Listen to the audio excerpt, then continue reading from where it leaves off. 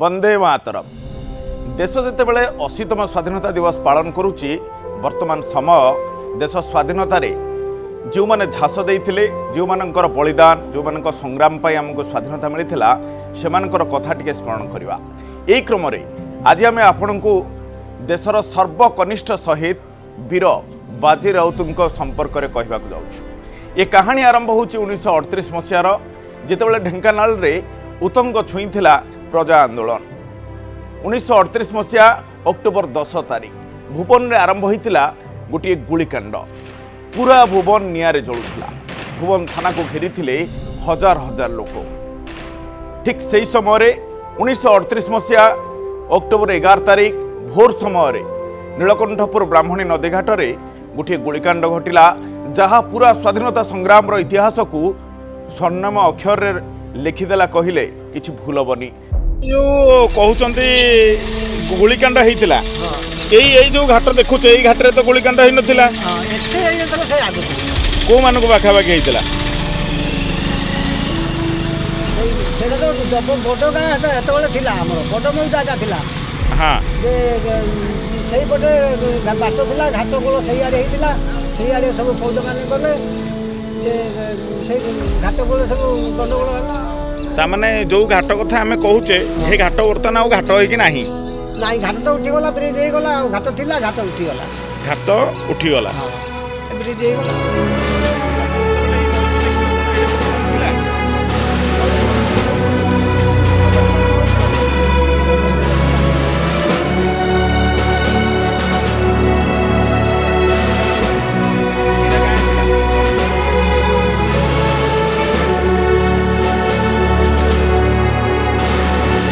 1938 October 11 तारिख भुवन नीलकंठपुर ब्राह्मणी तटरे जो गुलिकांड होता एथिरे जीवन देते 12 वर्षर बालक वीर बालक शहीद बाजी राउत।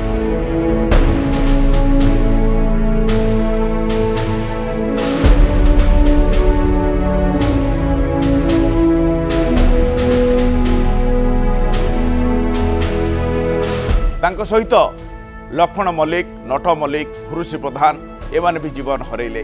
डाक्तरखाना रे हगु साहू एवं पाणु लेंका भी देशपाई जीवन देले। हेले अक्टोबर 10 तारिख अक्टोबर 11 तारिख यही 2 दिन भितर इतिहास रे अनेक कथा रही। इतिहास अनेक कड़ लुटे कौन कौन घटी से 2 दिन भितर कौन घटी अक्टोबर 11 1938 मसीहार से भोर समय ये कहानी किए कह बाजी राउतर प्रकृत कौ जगटा घर था बाजी राउतर जन्मस्थान कौटी टोटाल नीलकंठपुर में आम बुलू।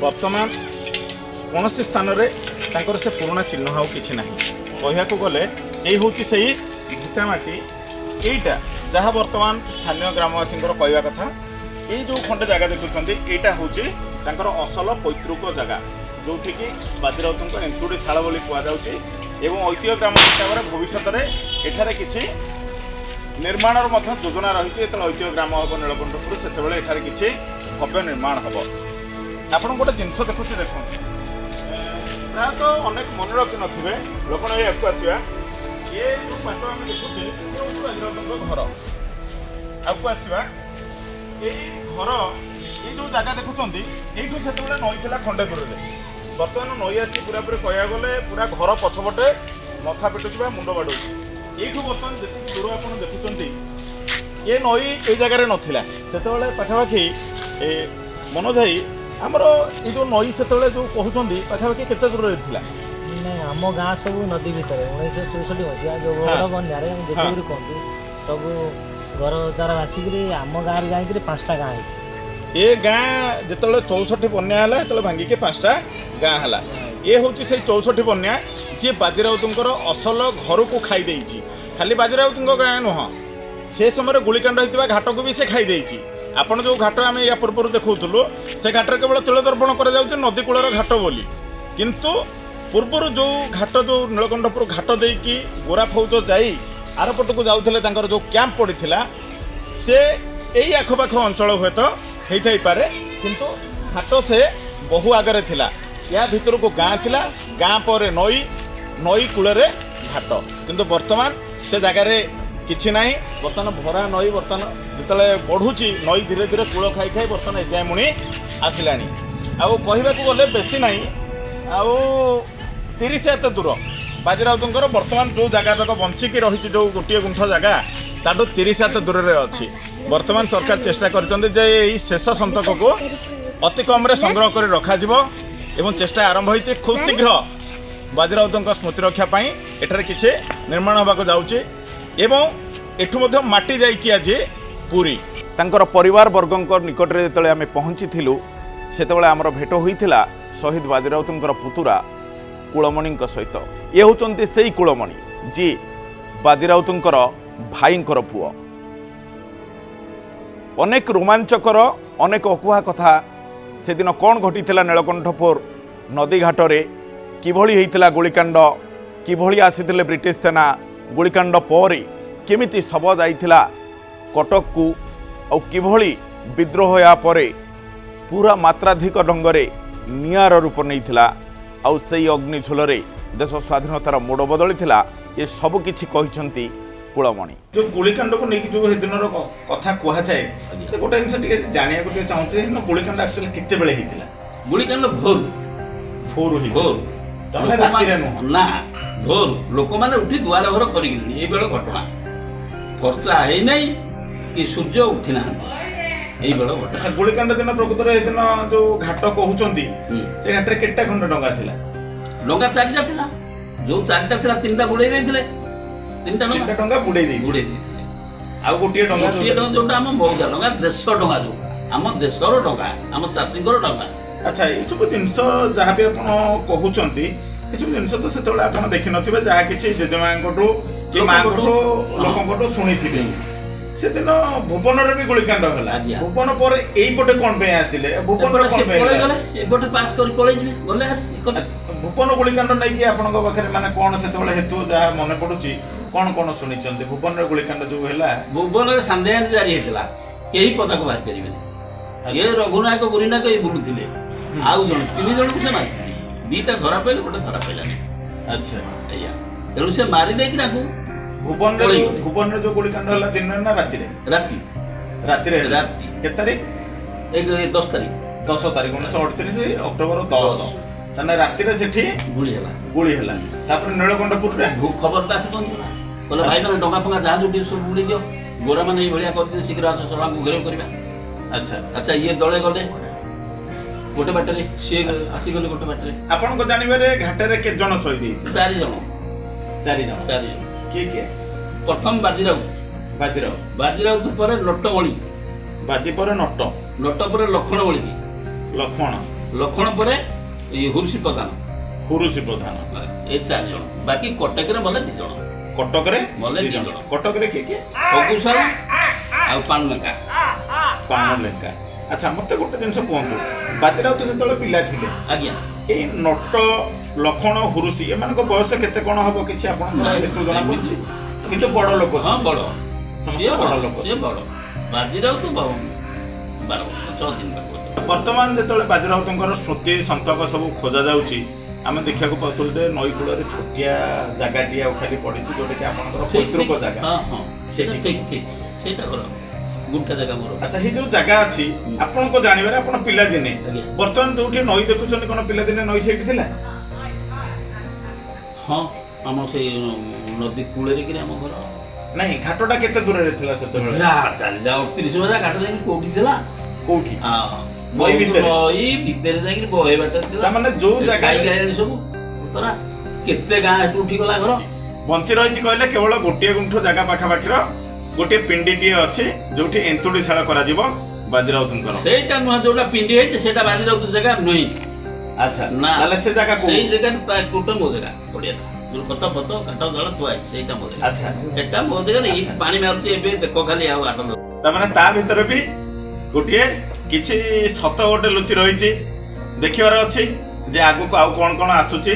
କିନ୍ତୁ ଏଇଟା ଗୋଟିଏ ଦୁଃଖଦ ଘଟଣା ଯେ ବାଜିରାଉତଙ୍କୁ ନେଇକି ଯେତିକି ଖୋଜ ଖବର ହବା କଥା ସେତିକି ଠିକ ସେ ହେଇନି, କିମ୍ବା ଯୋଉ ଯୋଉ ଜିନିଷ ଗୁଡ଼ିକ ସାମ୍ନାକୁ ଆସିବା କଥା ବହୁତ ଜିନିଷ ଆସିପାରି ନାହିଁ। ସ୍ୱର୍ଣ୍ଣାକ୍ଷରରେ ଲିପିବଦ୍ଧ ହୋଇ ରହିଗଲା 1938 ମସିହା ଅକ୍ଟୋବର 11 ତାରିଖ ବ୍ରାହ୍ମଣୀ ନଦୀ ତଟରେ ସେହି ଗୁଳିକାଣ୍ଡ। ଦେଶ ପାଇଁ ଶହୀଦ ହେଲେ 12 ବର୍ଷର ବାଳକ ବାଜି ରାଉତ, ତା ସହିତ ଦେଶ ପାଇଁ ଶହୀଦ ହେଲେ ଲକ୍ଷ୍ମଣ ମଲ୍ଲିକ, ନଟ ମଲ୍ଲିକ, ହୁରୁଶ୍ରୀ ପ୍ରଧାନ, ପାଣୁ ଲେଙ୍କା, ହଗୁ ସାହୁ।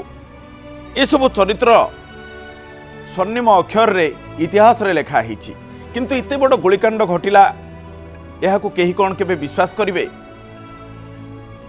ଏ ପ୍ରଶ୍ନ ଉଠିବାର କାରଣ ହେଉଛି ସେଦିନ ଗୁଳିକାଣ୍ଡରେ ଶତାଧିକ ଲୋକ ଆହତ ହୋଇଥିଲେ, ଯାହା ଏବେ ବି ଆଲୋଚନାର ପରିସରକୁ ଆସିନି। ଆମେ ଯେତେବେଳେ ବାଜି ରାଉତଙ୍କର କାହାଣୀ ଖୋଜୁଥିଲୁ ସେତେବେଳେ କୌଣସି ପୁସ୍ତକରେ ବି ସେମାନଙ୍କର ନାଁ ନଥିଲା। ଯେଉଁମାନଙ୍କୁ ଆମେ ଗାଁ ଦାଣ୍ଡରେ ଭେଟିଥିଲୁ, ଯେଉଁ ଲୋକମାନେ କହିଥିଲେ ଯେ ଆମର ବାପା ଗୁଳି ଖାଇଥିଲେ, କିଏ କହୁଥିଲେ ଆମର ଜେଜେ ଗୁଳି ଖାଇଥିଲେ, କିଏ କହୁଥିଲେ ଯେ ସେଦିନର ଗୁଳିକାଣ୍ଡ ପରେ ଆମ ପରିବାରରେ ଆଉ କେହି ସଦସ୍ୟ ରହିଲେନି। ଏସବୁ ଯେହେତୁ କୌଣସି ଦସ୍ତାବେଜ ନାହିଁ, ଏହାକୁ ପ୍ରମାଣ କରିବ କିଏ? ତଥାପି ଆମର ଏ ଚେଷ୍ଟା ଜାରି ରହିଥିଲା। ନୀଳକଣ୍ଠପୁରରେ ଖୋଜିଥିଲୁ ଯେ ଏତେ ବଡ଼ ଗୁଳିକାଣ୍ଡ ଘଟିଲା, ଏହାର କ'ଣ କେହି ପ୍ରତ୍ୟକ୍ଷଦର୍ଶୀ ନାହାନ୍ତି?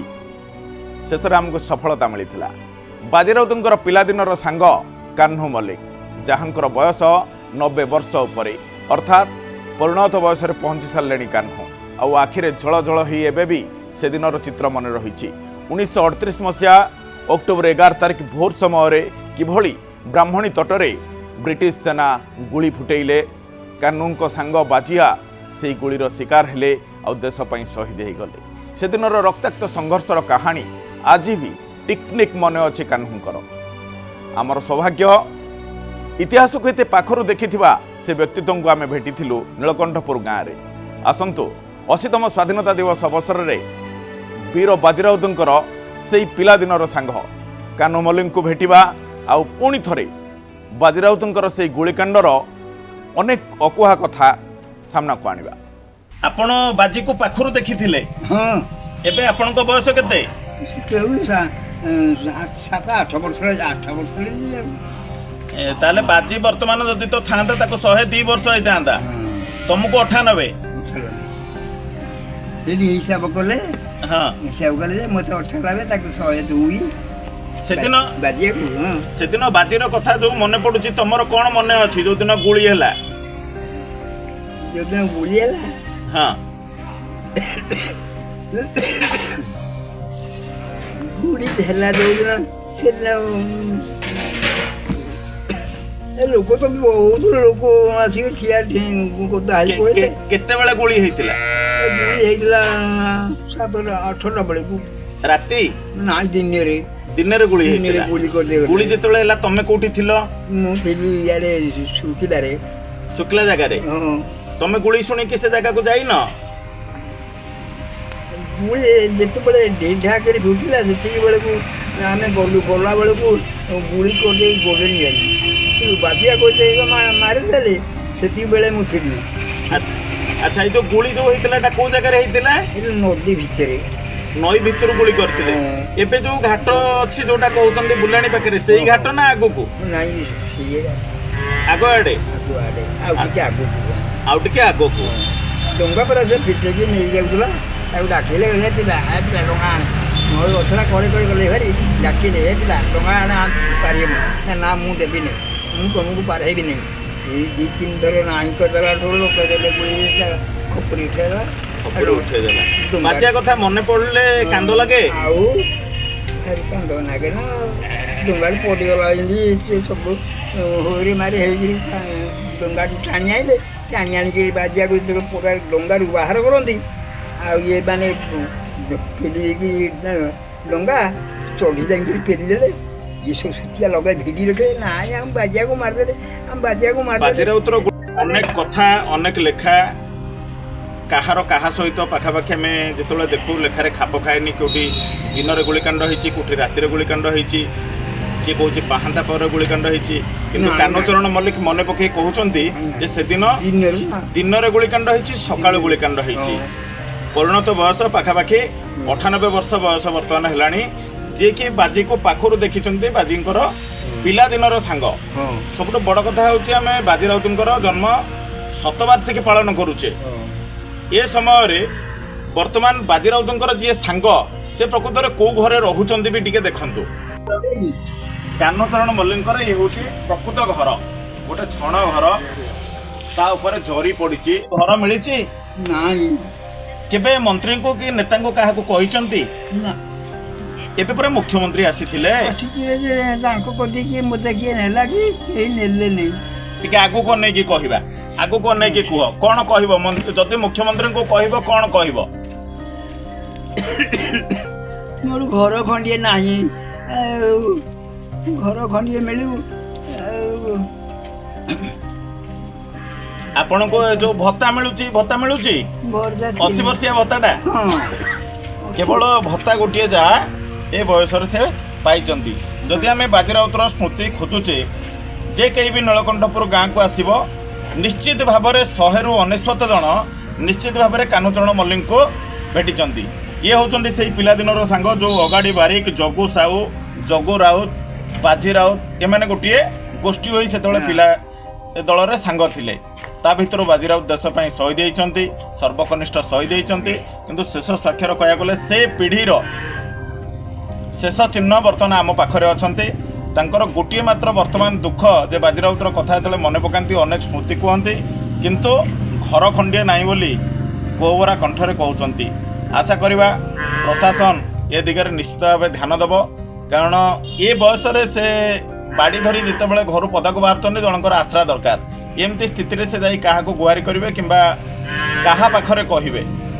ତେଣୁ ଯଦି ପ୍ରଶାସନ ଏ ଦିଗରେ ନଜର ପକାଇବ, ଆଶା କରିବା ଯେ ଶେଷ ନିଶ୍ୱାସ ତ୍ୟାଗ କରିବା ପୂର୍ବରୁ ଅତି କମ୍ରେ କାହ୍ନୁଚରଣ ମଲ୍ଲିକଙ୍କର ଯେଉଁ କୋଠା ଘରର ସ୍ୱପ୍ନ ଅଛି ସେଟା ପୂରଣ ହେବ। ହଁ, ଏ ପଛପଟେ ଗୋଟେ ଘର ଅଛି, କିନ୍ତୁ ଏ ଘର କାହ୍ନୁଚରଣ ମଲ୍ଲିକଙ୍କର ନୁହଁ, ଏହା ହେଉଛି ତାଙ୍କ ପୁଅଙ୍କର ଘର। ତେଣୁ କେହି ଭ୍ରମରେ ପଡ଼ିବେନି। ଅନୁରୋଧ ପ୍ରଶାସନକୁ ମଧ୍ୟ ଆମେ ଅନୁରୋଧ କରୁଛୁ ଯେ ଯେଉଁ ନିବେଦନ କରିଛନ୍ତି ମୁଖ୍ୟମନ୍ତ୍ରୀଙ୍କୁ ଯେ ମୋତେ ଘର ଖଣ୍ଡେ ମିଳୁ, ଏ ଦିଗରେ ବାଜି ରାଉତର ଜନ୍ମ ଶତବାର୍ଷିକୀ ପାଳନ ଅବସରରେ ଅତି କମ୍ରେ ଟିକେ ଧ୍ୟାନ ଦେବାକୁ ସରକାରଙ୍କୁ ମଧ୍ୟ ଅନୁରୋଧ କରୁଛୁ। ନୀଳକଣ୍ଠପୁର ଗାଁରୁ ଅଶ୍ୱିନୀ ସାହୁ, ନ୍ୟୁଜ୍ 18 ଓଡ଼ିଆ।